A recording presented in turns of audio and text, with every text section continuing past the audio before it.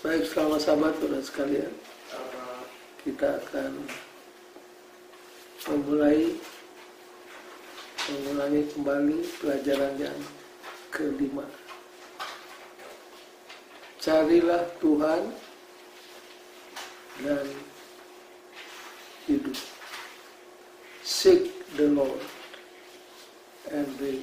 Seandainya Israel setia kepada Tuhan, dalam arti menurut semua hukum Tuhan, apa yang akan terjadi? Mereka akan menjadi bangsa yang diberkati. Maka rencana Allah akan terlaksana melalui nations honor and exaltation. Itu kalimat pertama. Dan orang Israel akan berada di atas segala bangsa di dunia. Israel akan menjadi kepala dan bukan ekor. Menjadi kreditor bukan debtor. Kalau disimpulkan akan menjadi exhibit kelas 1A. Kalau apa? Kalau setia dan menurut kepada hukum Tuhan. Tapi sayang, apa yang terjadi, Israel ingkar dari perjanjiannya. Sehingga oleh karena ketidaksetiaannya, sesuai katakan, rencana Tuhan hanya bisa dilaksanakan melalui kesulitan dan kehinaan. Itu di Shalom Ages halaman 28. Memang kalau saudara-saudara pelajari Alkitab, sesuai punya tulisan itu betul. Higher than the highest thought human mind can reach is God's ideal for His children.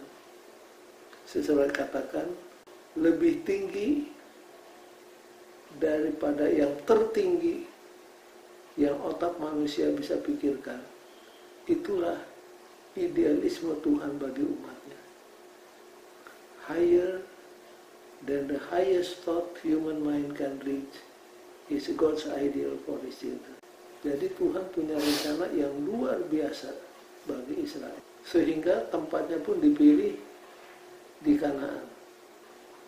Tempat yang paling strategically located di seluruh dunia. Jembatan 3 benua.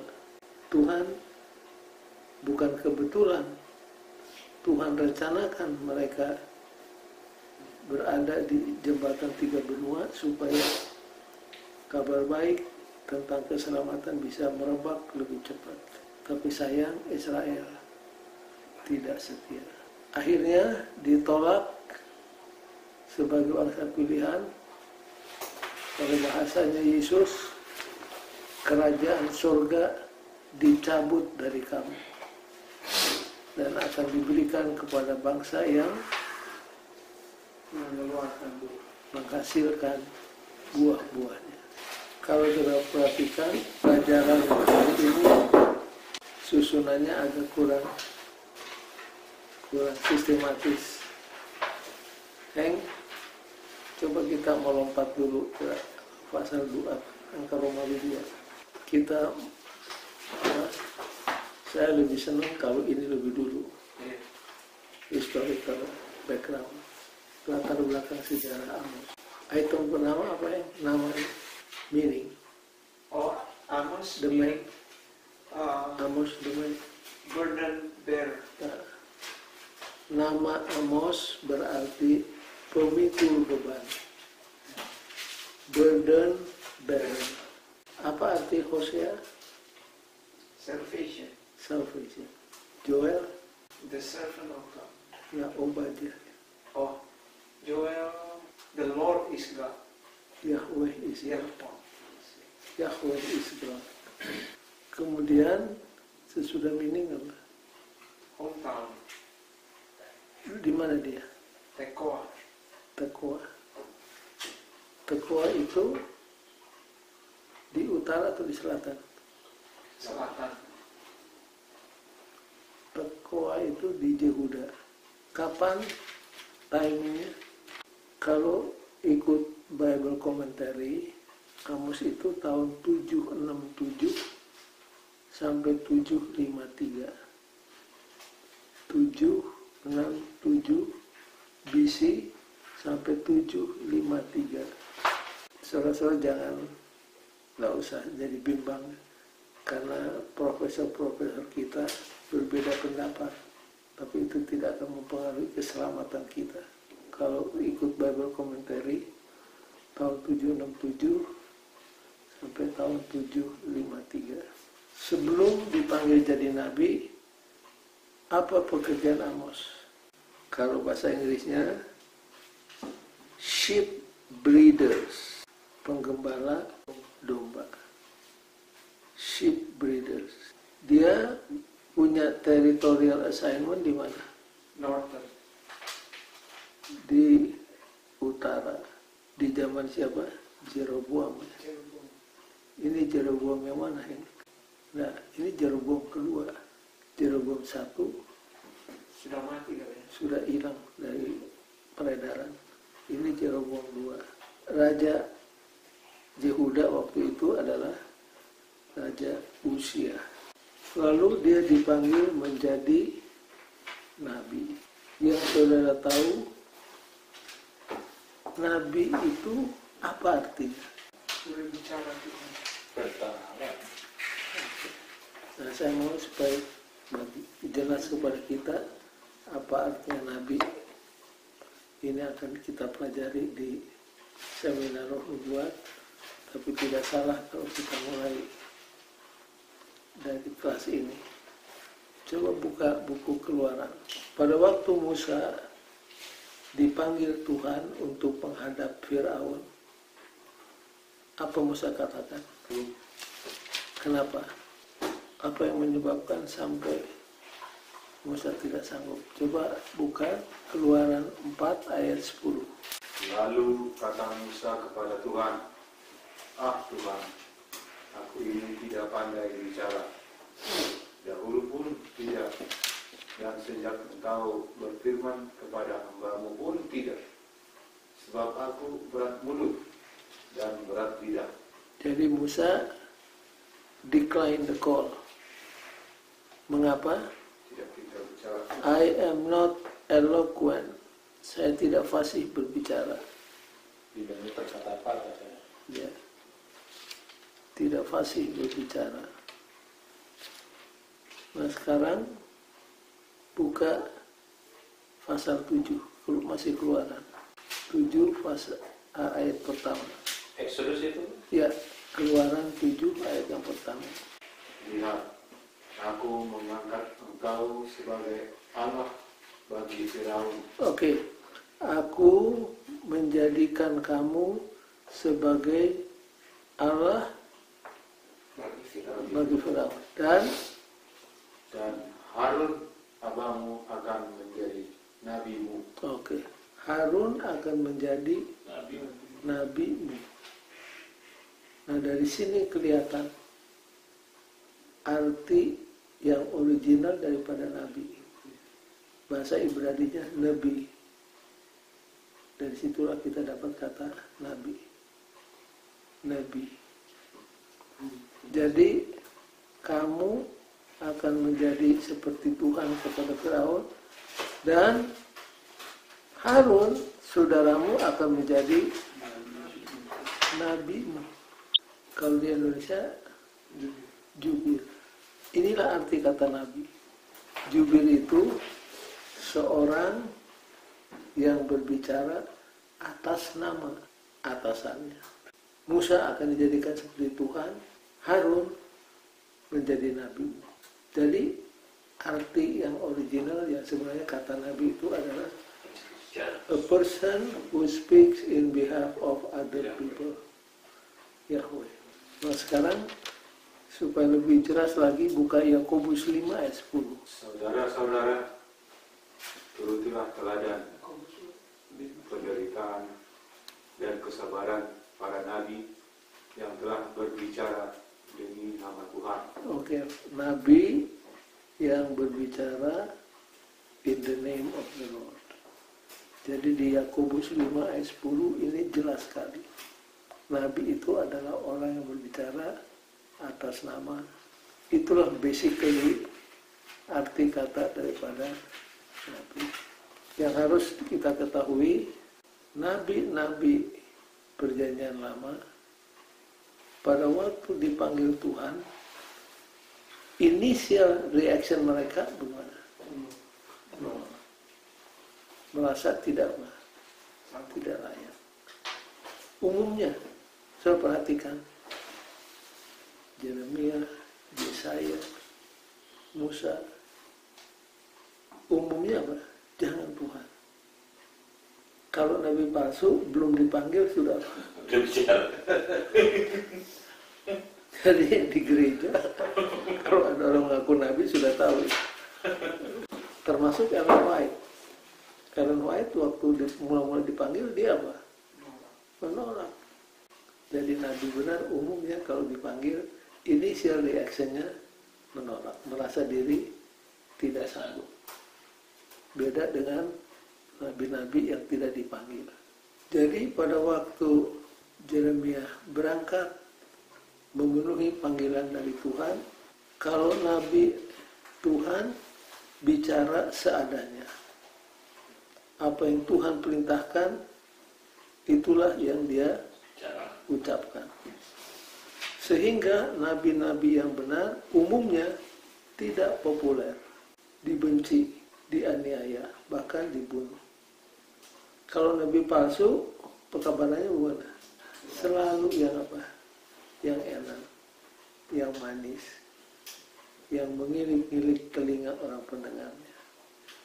Tiba-tiba datang apa? Kebinasaan. Sekarang kita lihat dulu Raja Amasiah, bukan raja, seorang yang bernama Amasiah.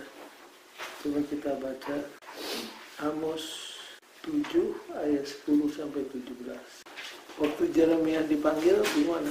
Reaksinya gimana? Kalau saya perhatikan Tuhan hampir marah. Seperti marah sama dia.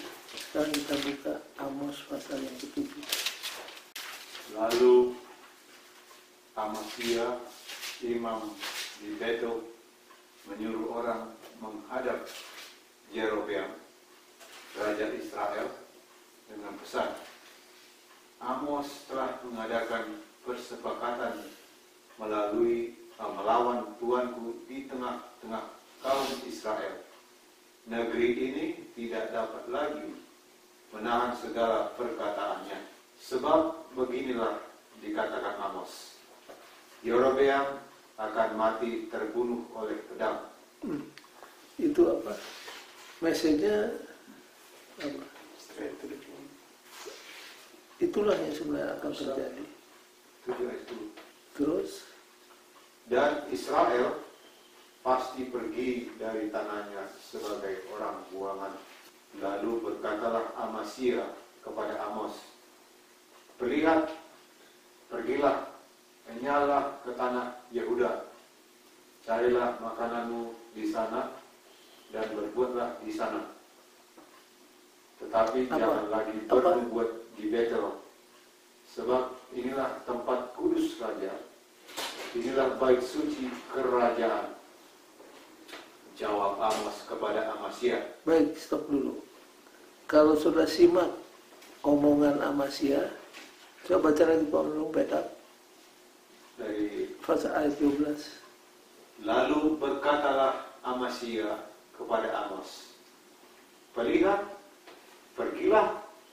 enyahlah ke tanah Yehuda, carilah makananmu di sana dan bernubuatlah di sana. Oke. Jadi tuduhan ini pada dasarnya apa? Seolah-olah Amos itu jadi nabi hanya untuk apa? Cari makan. Jadi inilah yang disebut professional prophet. Tuduhan daripada siapa? Amasiah. Ayat 13. Tetapi jangan lagi bernubuat di Betel, sebab inilah tempat kudus raja, inilah bait suci kerajaan. Jawab Amos kepada Amasya, aku ini bukan nabi, dan aku ini tidak termasuk golongan nabi, melainkan aku ini seorang peternak dan pemungut buah ara hutan. Tetapi Tuhan mengambil aku dari pekerjaan menggiring kambing domba. Dan Tuhan berfirman kepadaku, pergilah bernubuatlah terhadap umatku Israel. Jadi di sini kelihatan imam itu menuduh sepertinya Amos berkhotbah, berbuat hanya sekedar untuk apa? Cari makan. Ini yang disebut profet. Amos katakan enggak. Saya jadi nabi bukan karena saya kepingin nabi. Saya ini sudah ada pekerjaan. Pekerjaan saya adalah menggembalakan domba dan memelihara pohon apa itu? Pohon ara. Tetapi Tuhan telah mengangkat saya, tukmi, dari seorang penggembala menjadi apa? Juru bicaranya. Dan Tuhan berkata kepada saya, pergi bernubuatlah kepada bangsaku Israel. Kenapa sampai Amasya bicara demikian? Karena pekabaran yang dibawakan oleh Amos sangat menyengat, membuat orang gelisah, membuat orang uncomfortable. Tapi itulah kebenaran. Kalau nabi-nabi palsu selalu mengkhotbahkan damai sejahtera, tenang-tenang saja, everything is under control. Nah sekarang buka pelajaran hari Selasa, baca paragraf yang kedua. Di antara mereka yang tidak menyukai khotbah Amos adalah Amasya, imam Betel, yang menuduh Amos bersekongkol menentang Raja Israel. Betel adalah satu dari dua dari bait suci kerajaan, pusat dari peribadatan yang murtad. Amos telah menubuatkan kepada umum bahwa jika Israel tidak bertobat, rajanya akan mati oleh pedang dan masyarakat akan ditawan. Amasya memerintahkan Amos untuk kembali ke tanah Yehuda karena pekabarannya tentang Israel akan semakin populer. Dalam tanggapannya kepada imam itu, Amos menegaskan bahwa panggilan kenabiannya datang dari Allah. Dia mengklaim bahwa dia bukanlah nabi profesional yang diupah untuk pelayanannya. Amos menjauhkan dirinya dari nabi yang bernubuat demi keuntungan. Jadi kalau di sini berbicara tentang nabi benar, nabi palsu. Yesus berbicara tentang sesuatu yang beda, tapi ada kesamaan. Ada gembala yang sejati, ada gembala upahan. Kalau gembala upahan, begitu lihat harimau, apa dia buat? Dia kabur duluan. Gembala upahan hanya ngambil keuntungan dari bulu-bulu domba. Sedangkan dombanya sendiri tidak dikasih makan rumput yang hijau, tidak dibawa ke air yang jernih, tidak dipelihara, tidak dijaga. Nah di zaman perjanjian lama, nabi juga ada dua golongan. Ada nabi yang benar-benar dipanggil Tuhan, ada nabi yang Amasya menuduh Amos ini nabi yang dibayar. Kemudian paragraf yang terakhir. Mengatakan kebenaran tanpa ada jaminan diterima, karena kebenaran bisa saja tidak menyenangkan. Dan jika itu mengganggu keemasan, itu akan menghasilkan perlawanan yang serius. Panggilan Allah telah memaksa Amos untuk berkhotbah dengan begitu terbuka dan dengan berani menentang dosa-dosa raja dan kaum bangsawan di kerajaan utara, di mana dia dituduh berkhianat. Jadi nabi bukannya enak, saudara. Jadi nabi itu banyak risikonya. Makanya mereka yang dipanggil jadi nabi umumnya selalu menolak. Sampai Tuhan memberikan jaminan bahwa Tuhan akan menyertai. Tapi tidak berarti bahwa semua nabi matinya dengan damai.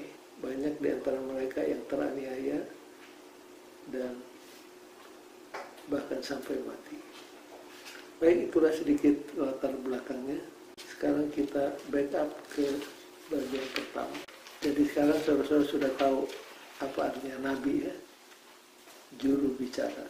Baik, kalau kita kembali ke bagian pertama, hari Minggu, pekabaran dari Amos mengajak kita untuk bencilah kejahatan, cintailah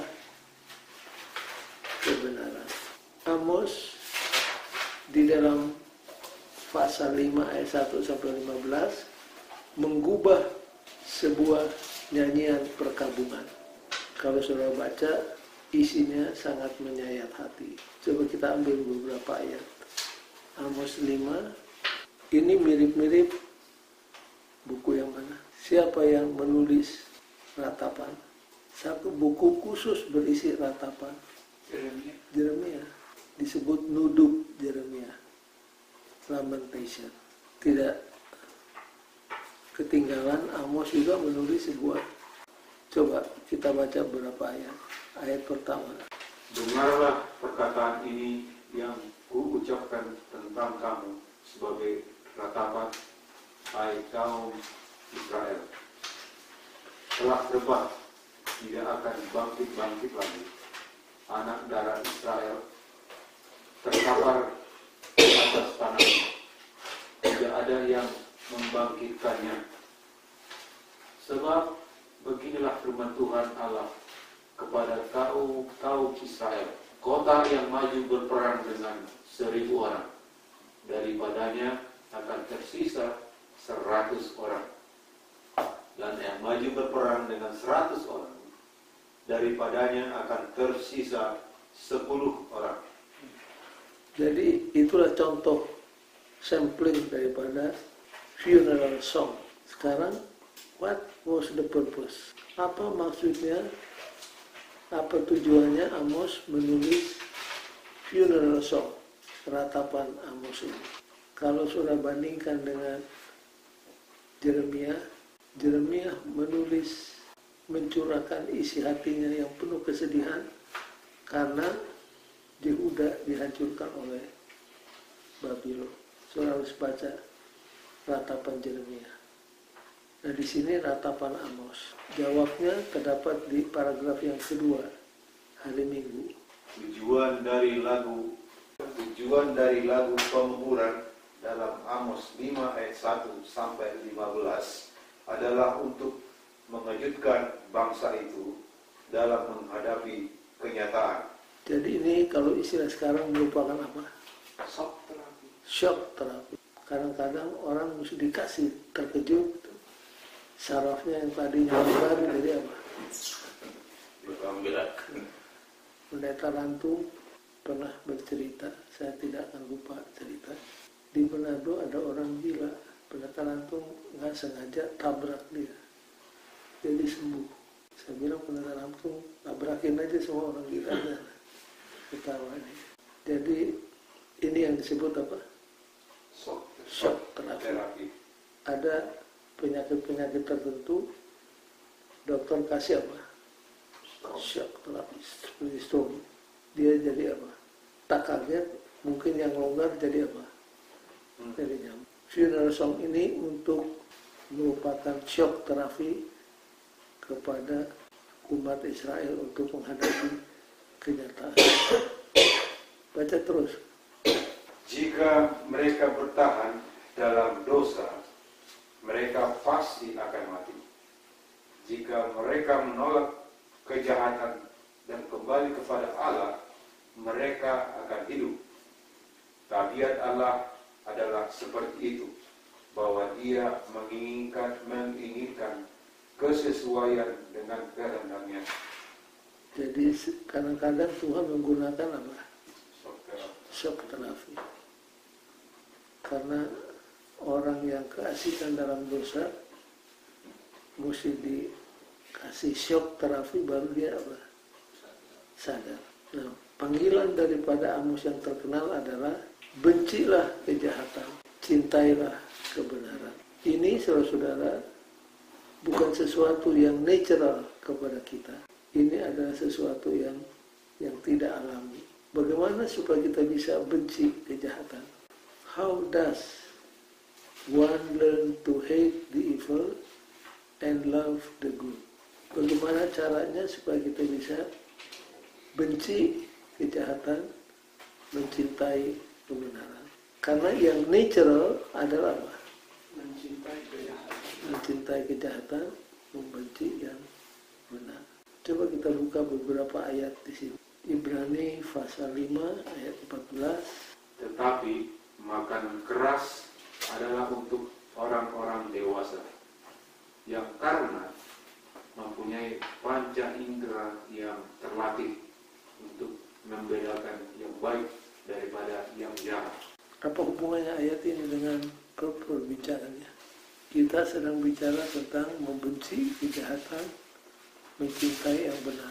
Lalu apa hubungannya dengan Ibrani pasal 5 ayat 14 tadi? Ibrani 5 ayat 14 sedang bicara tentang apa? Mungkin dibaca dari ayat 12. Sebab sekalipun kamu ditinjau dari sudut waktu, sudah seharusnya menjadi pengajar. Oke. Ini teguran dari siapa? Paulus kepada orang Yahudi, orang Kristen Yahudi. Buku Ibrani ini ditujukan kepada orang Kristen Yahudi. Dan Paulus katakan, kalau dilihat dari segi waktu, seharusnya kamu sudah jadi apa? Itu sindiran yang tajam itu. Kok kamu murid terus? Sebenarnya kamu, kalau kamu belajar baik-baik, kamu sudah jadi apa? Jadi guru. Kalau Paulus hidup di zaman kita, bisa-bisa juga dia ngomong begini. Terus Paulus menurut ayat 12 tadi. Kamu masih perlu lagi diajarkan asas-asas pokok dari penyataan Allah, dan kamu masih memerlukan susu, bukan makanan keras. Sebab barang siapa masih memerlukan susu, dia tidak memahami ajaran tentang kebenaran, sebab ia adalah anak kecil. 14.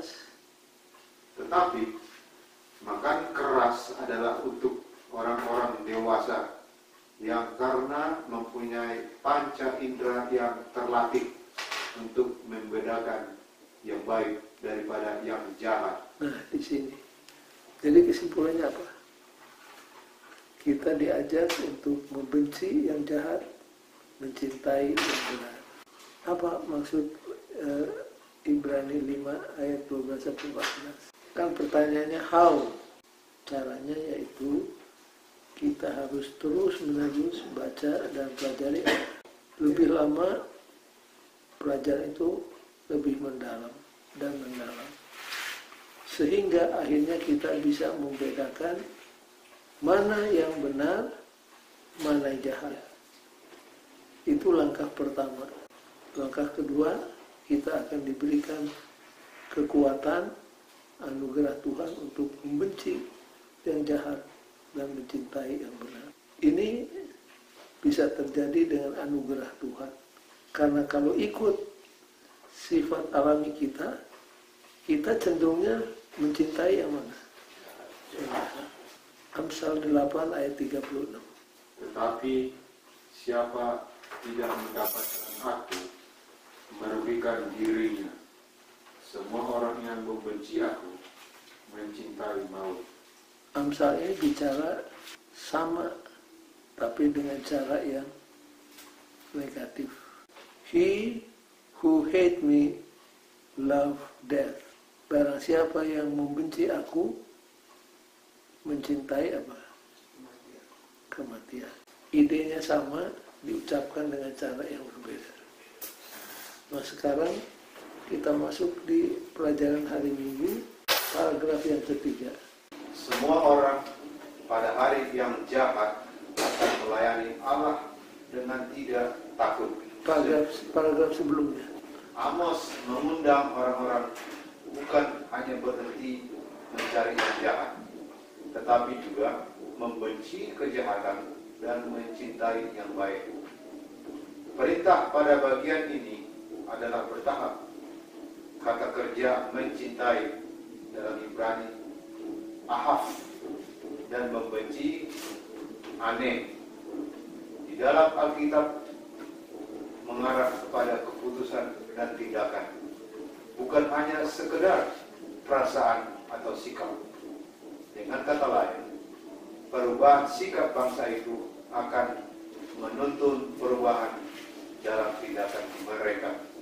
Saya renungkan, Amos mengajak orang banyak bukan hanya stop seeking evil, tetapi harus apa? Mencintai yang benar. Perintah ini sifatnya progresif. Jadi jangan berhenti hanya sekedar menolak yang jahat, tapi harus disambung dengan mencintai yang baik. Ada orang yang menuduh Yesus itu mengutip Konfusius. Pada waktu Yesus mengatakan the golden rule. Apa golden rule? Hukum. Berbuatlah yang baik kepada orang. Konfusius ngomongnya gimana? Berbuat yang tidak baik kepada orang seperti kamu tidak mau. Kayak hukum karma. Apa bedanya? Apa bedanya? Yang Konfusius itu dalam negative side. Jangan melakukan sesuatu yang kamu tidak suka orang lain lakukan. Kalau Yesus gimana? Berbuatlah baik. Buatlah yang baik yang kamu suka orang lain buat kepadamu. Ya. Jadi jangan hanya sekedar berhenti di yang negatif. Saya tidak akan mencuri. Bukan berhenti di situ. Itu harus, melainkan harus kita apa? Berbuat kebaikan. Ada contoh di dalam Alkitab. Ada orang kerasukan setan. Lalu setannya diusir dari orang itu. Sampai situ udah bagus. Apa yang kurang? Karena menurut cerita, setan itu mencari tempat untuk apa? Untuk tinggal. Pada waktu dia lihat tempat dari mana dia diusir dulu, bukan rapi, bersih, tapi kosong. Lalu iblis masuk kali ini, bukan? Lupa ya ceritanya. Iblis kan diusir dari satu orang. Kemudian iblis mau cari tempat yang baru. Dia lihat tempat yang lama dari mana diusir, rapi, bersih, tapi apa? Kosong. Akhirnya iblis itu kembali, kali ini bukan sendiri, tapi berapa? 7 iblis lagi. Yesus katakan sehingga yang terakhir ini jadi lebih buruk daripada yang sebelumnya. Apa pelajarannya? Jangan hanya katakan saya tidak mau berbuat yang negatif. Kita harus berbuat yang positif. Jadi jangan hanya benci kejahatan, tapi harus love good. Jadi jangan berhenti di saya tidak mau berbuat yang negatif. Waktu saya baru 2 minggu jadi ketua UNI, ada seorang ketua sidang datang ke kantor mau berdoa untuk saya. Dan saya sangat berterima kasih dia datang dan berdoa. Tapi statementnya kata Pak Sumana, paling sedikit saya tidak akan berbuat sesuatu yang negatif selama Pak Sumana itu ketua UNI. Saya bilang, saudara jangan cuma tidak berbuat negatif, buat yang positif. Jadi jangan hanya hate evil, tapi harus do good. Itu maksudnya. Amos punya pekabaran itu berdemikian. Jangan kita hanya membenci ketidakadilan, injustice, cruelty, inhumanity. Karena dosa Israel di zaman Amos itu 3. Injustice, ketidakadilan, cruelty, dan inhumanity, tidak berperi kemanusiaan. Amos punya pekabaran, jangan hanya benci yang 3 ini, tapi buat sesuatu yang kalau itu terjadi, maka kamu akan hidup. Itu message dari siapa? Dari Amos. Jadi jangan puas hanya tidak berbuat negatif, buat sesuatu yang positif. Yang kedua yang dikecam oleh Amos pada zamannya adalah bagiannya berikutnya. Religion as usual. Hari Senin terjemahannya apa? Agama formalitas. Religion as usual. Agama hanya menjadi sekedar formalitas. Kalau sudah pelajari, bandingkan perjanjian baru, perjanjian lama, agama merupakan sesuatu yang formalitas, dikecam oleh Amos. Di perjanjian baru, siapa yang mengecam habis-habisan? Yesus. Ada paralel di antara pekabaran Amos dengan Yesus sehubungan dengan agama sebagai sesuatu yang formalitas. Di zaman Amos, pemuka-pemuka agama mereka pergi ke Ka'bah, berbakti, berdoa, tapi sepanjang minggu memeras orang yang miskin, inhumanity. Itu terjadi di zaman Amos, dan Amos menegurnya habis-habisan. Kalau sudah baca buku Amos. Nah, kalau bandingkan dengan Matius 23, mirip. Di Matius 23 apa yang Yesus lakukan sana? Mengecam formalisme agama yang secara luar saja. Coba kita buka pelajaran hari Senin, paragraf pertama. Apakah yang dikatakan oleh ayat ini lebih penting? Bagaimanakah prinsip ini dapat diterapkan langsung dalam kehidupan kerohanian kita hari Senin? Terus Kita saat ini sebagai gereja Masehi hari ke-7, artinya dalam cara apakah kita bisa bersalah dengan melakukan tepat seperti yang diperingatkan di sini. Ingat juga adalah sangat mudah untuk menipu diri sendiri dalam hal ini. jadi sekarang kita kembali ke ayatnya. Amos 5 ayat 23-24. Jauhkanlah daripadaku keramaian, nyanyian-nyanyianmu, lagu gambusmu tidak mau aku dengar. Tetapi biarlah keadilan bergulung-gulung seperti air, dan kebenaran seperti sungai yang selalu mengalir. Oke, sekarang ini Amos. Sekarang Yesus. Matius 23 ayat 23.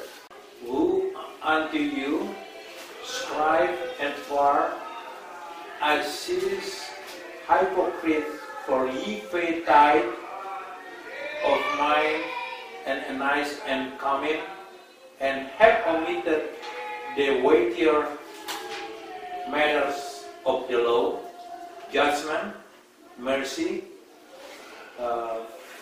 faith. This ought ye to have done, and not to leave the other undone.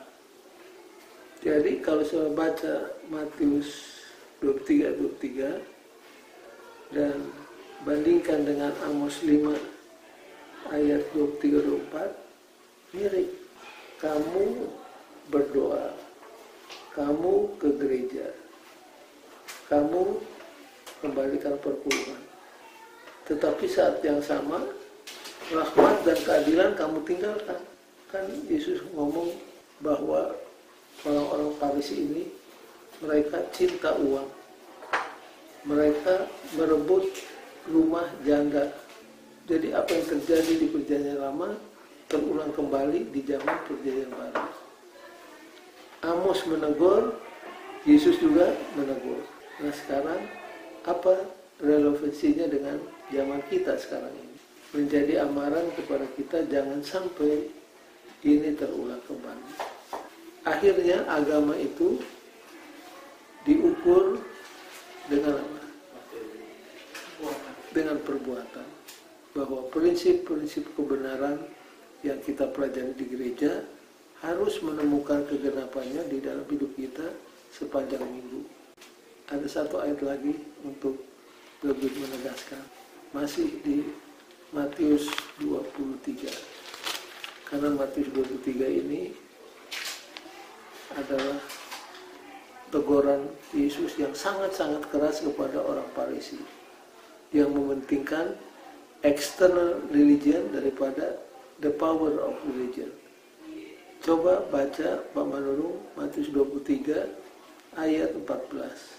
Celakalah kamu, hai ahli-ahli Taurat dan orang-orang Farisi, hai kamu orang-orang munafik, sebab kamu menelan rumah janda-janda, sedang kamu mengelabui mata orang dengan doa yang panjang-panjang.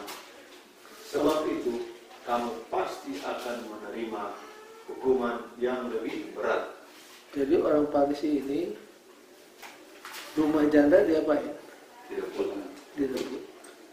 Untuk mengelabui anggota gereja, doanya gimana? Doanya didobel. Yesus itu bisa dengan cepat melihat situasi yang ada. Inilah juga yang terjadi di zaman siapa? Amos. Mudah-mudahan tidak terjadi di zaman kita. Paulus menyebutkan 19 dosa yang menandai zaman akhir yang terjadi. 19 dosa ini bukan terjadi di dunia, tapi di dalam gereja. Yang pernah kita baca ayatnya di 2 Timotius 3 ayat 1 sampai 5. Baik, kemudian salah satu ayat yang terkenal dari buku Amos adalah Amos pasal 8. Coba kita buka Amos 8 ayat 11 dan 12. The day comes, said the Lord God, that I will send a famine in their land, not a famine of bread, nor thirst for water, but of hearing the word for the Lord. Apa katanya? Aku akan Behold, the day comes, said the Lord God, that I will send famine in the land, not in famine of bread, nor a thirst for water, but of hearing the words of the Lord. Apa maksudnya? Akan terjadi kelaparan, tapi bukan kelaparan akan roti atau kehausan air, tapi lapar akan apa? Firman Tuhan. Apa maksudnya ini? Kamu cari-cari lagi Tuhan sudah nggak mau dengar. Seperti Di siapa? waktunya. Seperti Saul. siapa? Saul.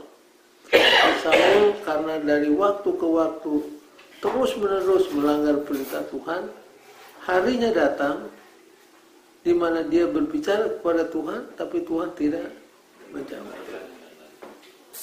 Bicara pada Nabi, tidak ada jawaban. Dia pakai Urim Tumim, tidak ada jawaban. Akhirnya dia lari kemana? Ke petani.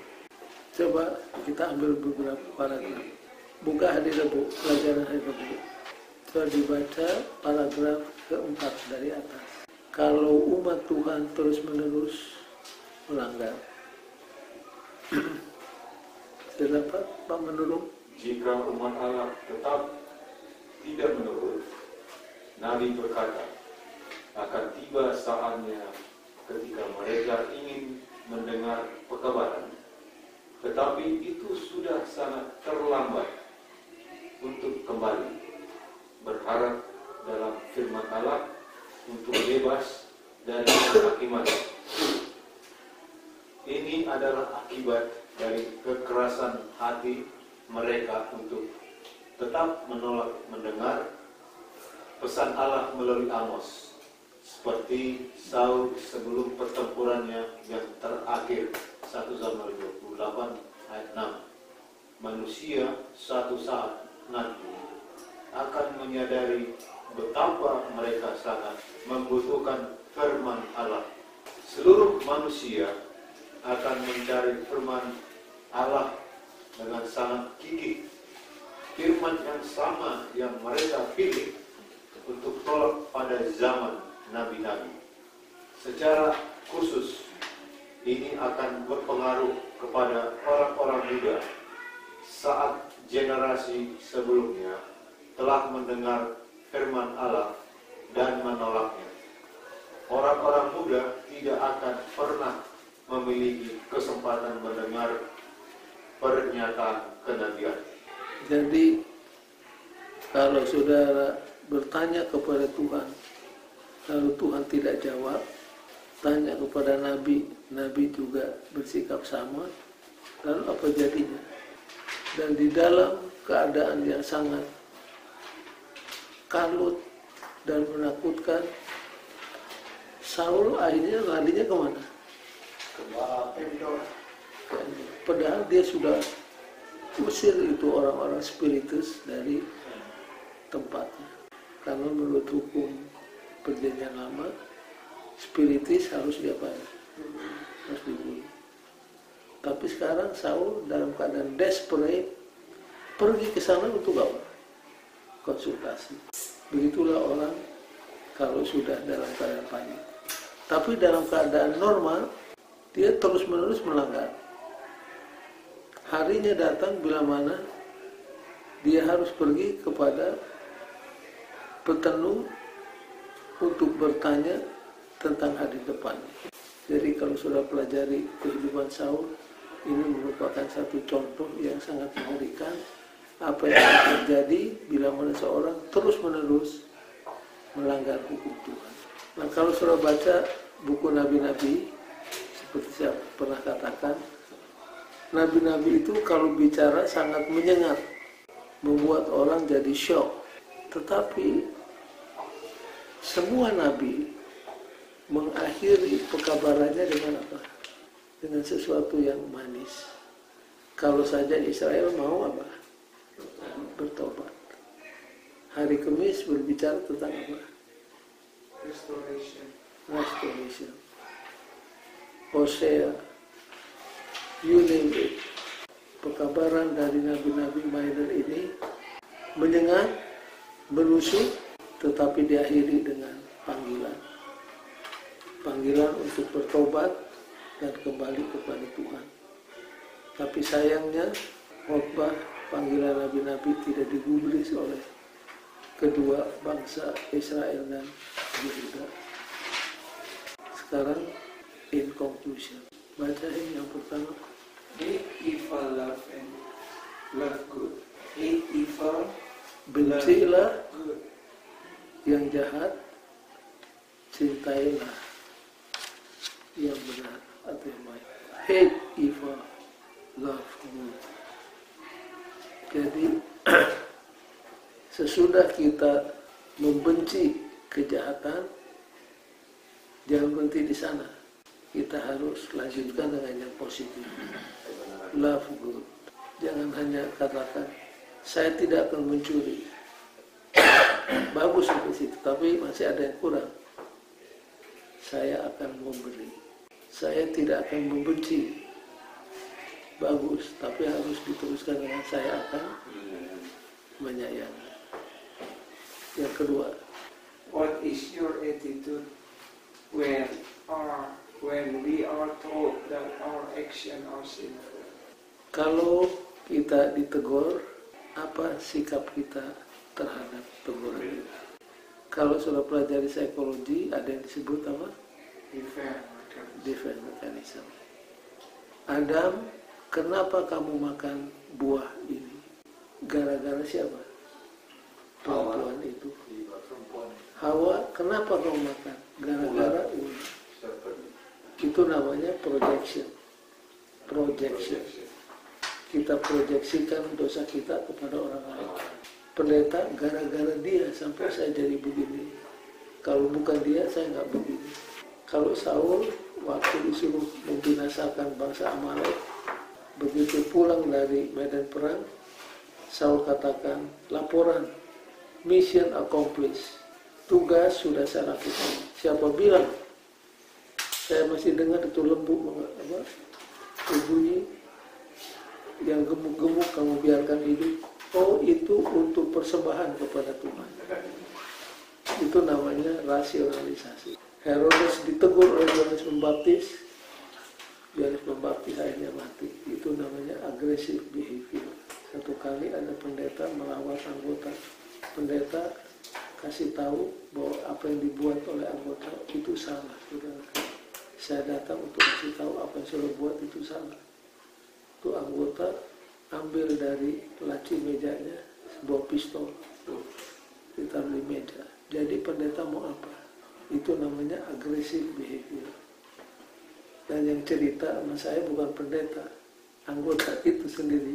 Dia bilang, saya menyesal bikin begitu. Dia bertobat akhirnya. Nah kita bagaimana? Seharusnya seperti Daud. Waktu Nathan katakan, you are the man. Daud langsung pergi ke kamar, minta ampun, mengaku dosanya. Jadi kita juga kalau ditegur dan kita tahu itu benar, teguran itu, kita harus seperti Daud. Yang ketiga dan terakhir, the dire effect of the silence of akibat yang sangat fatal daripada apa? Judgment dari Tuhan. Kalau kita terus-menerus melanggar hukum Tuhan, apa jadi? Harinya akan datang di mana suara Tuhan tidak lagi terdengar dalam hati nurani kita. Kita jadi apa? Jadi kabal. Jadi kita berdoa kepada Tuhan supaya Tuhan memberikan kepada kita sensitivity to sin, kepekaan untuk membedakan mana yang benar, mana yang jahat. Dan kita benci yang jahat, cintai yang benar. Kalau tidak ada pertanyaan, pelajaran kita sudah selesai untuk ini malam.